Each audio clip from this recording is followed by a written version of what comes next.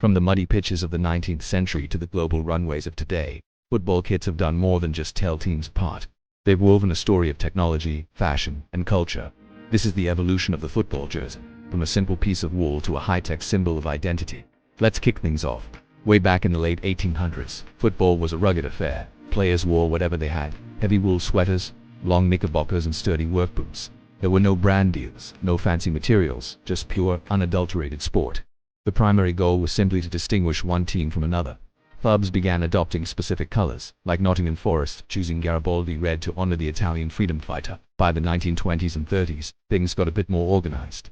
Heavy cotton became the standard, and perhaps the biggest innovation was the introduction of numbers on the back of shirts for the 1933 FA Cup final. It was a simple change, but it forever altered how we watched the game.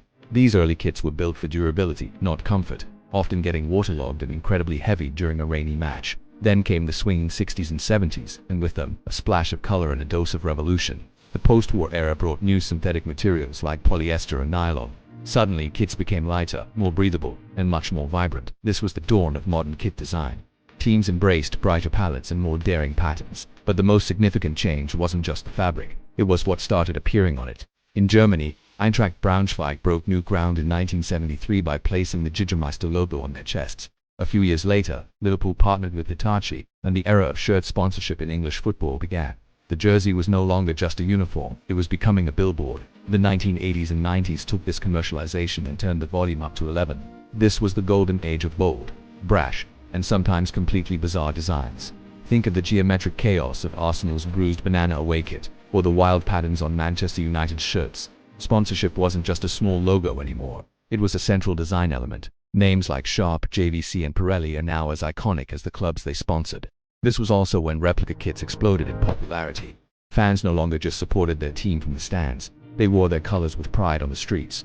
The football shirt became a key part of fan identity and a massive commercial industry in its own right. It was a fashion statement, a tribal banner, and everyone wanted one. As we entered the new millennium, the focus shifted from wild designs to pure performance. Science entered the dressing room. Brands like Nike and Adidas began a technological arms race, engineering fabrics to give their athletes a competitive edge.